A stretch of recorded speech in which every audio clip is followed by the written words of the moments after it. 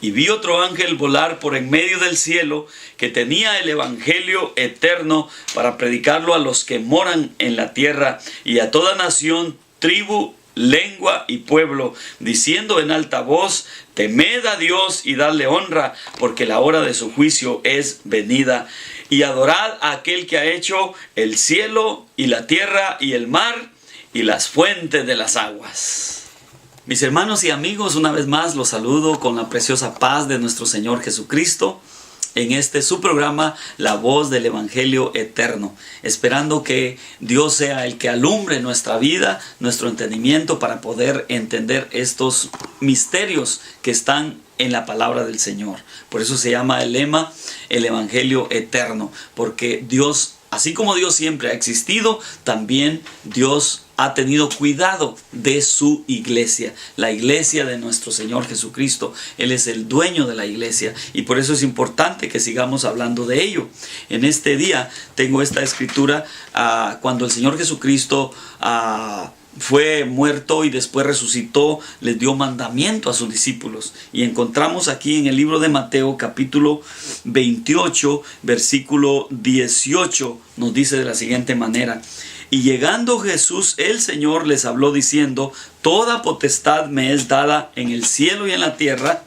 Por tanto, id y doctrinad a todos los gentiles, bautizándolos en el nombre del Padre y del Hijo y del Espíritu Santo, enseñándoles que guarden todas las cosas que os he mandado. Y aquí yo estoy con vosotros todos los días hasta el fin del mundo. El Señor prometió, y lo que el Señor promete lo cumple. Él siempre ha estado con su iglesia, no más que a cada uno nos llega el tiempo cuando Dios tiene misericordia y nos da la oportunidad de que nosotros también seamos partícipes de esta bendición tremenda. Entonces encontramos aquí la continuación de lo que es el tema del Evangelio Eterno, o sea, la gracia de nuestro Señor Jesucristo, que se manifestó a nosotros los gentiles que no teníamos parte ni suerte con Dios. En el libro de Marcos también nos dice el testimonio de Mateo, ya lo leímos, ahora leemos el testimonio de Marcos, capítulo último 16, versículo 15 en adelante, y nos dice: y les dijo: id por todo el mundo y predicad el evangelio a toda criatura. Es muy importante eso, el evangelio, porque ¿qué es lo que predicamos? Tiene que ver mucho. Dios ha tenido cuidado de sus hijos, pero en medio de sus hijos sabemos de que el engaño es universal. Hay tanto engaño cuando se trata de lo espiritual, cuando se trata de la iglesia, que todo el mundo dice que es la verdadera iglesia. Cuando alguien dice la verdadera iglesia, están demostrando que no saben ni lo que están diciendo, porque la iglesia verdadera no es la organización de fulano, sutano y mengano, sin mencionar ninguna organización política. Yo pertenezco a la iglesia de nuestro Señor Jesucristo. Cuando alguien pregunte a qué iglesia perteneces, acuérdate, mi hermano, no es la organización política. La puedes mencionar para que vayan a la iglesia o para que sepan dónde te congregas. Pero tú y yo pertenecemos a la iglesia de nuestro Señor Jesucristo. Él la compró con su sangre preciosa. Entonces mencionaba la parte de que el Señor dio mandamiento después de que resucitó y estuvo 40 días con los discípulos. Dio mandamiento: id por todo el mundo y predicad el evangelio a toda criatura. El que creyere y fuere bautizado será salvo, mas el que no creyere será condenado. Este es el mandamiento que Dios les dio antes de irse. Entonces encontramos nosotros que el Señor también les dijo que se quedaran en Jerusalén, que no se movieran hasta que fueran investidos de aquel poder de lo alto, para que llevaran ese evangelio eterno. Y ese evangelio eterno que predicaron los apóstoles, que quedó aquí en el libro santo, que quedó aquí en el Nuevo Testamento, que se le llama es el evangelio de Dios, el evangelio verdadero. Son las buenas nuevas, son las buenas nuevas de salvación. Está escrito el misterio para que el que entienda le dé la honra y la gloria a Dios. No es porque somos muy listos, sino porque el Señor ha tenido misericordia de nosotros.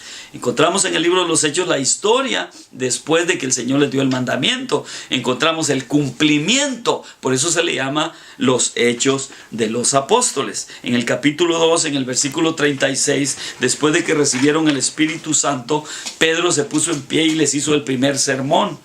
Entonces, cuando llegó ya al final, en el versículo 36 le dice: sepa pues ciertísimamente toda la casa de Israel, que a este Jesús que vosotros crucificasteis, Dios le ha hecho Señor y Cristo. Entonces, oído esto, fueron compungidos de corazón. ¿Por qué fueron compungidos de corazón los judíos? Porque ellos sabían que no lo habían recibido. Y como no lo habían recibido, había sido cegado su entendimiento para que cuando vino el Mesías, Jesucristo el Señor, no lo recibieran y así fuera crucificado. Pero había un plan maravilloso de Dios para ser crucificado, para que tú y yo ahora tengamos salvación por esta gracia maravillosa del Señor, porque por gracia sois salvos por medio de la fe, y esto no es de vosotros, mas es un don de Dios. Entonces, oído esto, fueron compungidos de corazón y dijeron a Pedro y a los apóstoles: varones hermanos, ¿qué haremos? Y Pedro les dice: arrepentíos y bautícese cada uno de vosotros en el nombre de Jesucristo para perdón de los pecados y recibiréis el don del Espíritu Santo. Eso fue lo que Pedro y Pablo y los apóstoles empezaron a predicar, esas buenas nuevas de salvación. Empezaron a predicar el arrepentimiento y el bautismo en el nombre de nuestro Señor Jesucristo. Porque en el nombre de nuestro Señor Jesucristo hay perdón de pecados. Por eso se llama Jesús. La palabra Jesús el Señor quiere decir Jesús el Salvador, el que salva. Gloria a Dios. Entonces, en el nombre de Jesucristo les dijo: sean bautizados. Y así están todos los bautismos en el libro de los Hechos de los Apóstoles. ¿Por qué? Porque Pedro entendió que Jesucristo es el Señor. Pedro entendió que Jesucristo no nomás es el Señor, sino que es Dios manifestado en carne. Entonces, así fueron bautizados todos. Pero ¿qué pasó más adelante? No teniendo el Espíritu de Cristo, vino el enemigo y metió otra forma de doctrina, así como le habla a los Gálatas y le dice: tan necios sois, habiendo comenzado por el Espíritu, ahora se quieren perfeccionar en la carne. Me quedo maravillado, les dice, porque ustedes, habiendo recibido el evangelio de Cristo, dice, ahora se quieren llevar por otro evangelio, porque han venido quienes les han metido a la cabeza de que Dios es 2 personas, 3 personas, 4 personas. La verdad es de que en la divinidad nomás está una persona en la divinidad del Señor, que es nuestro Señor Jesucristo, pero no es otra persona, es Dios manifestado en carne. Dios los bendiga.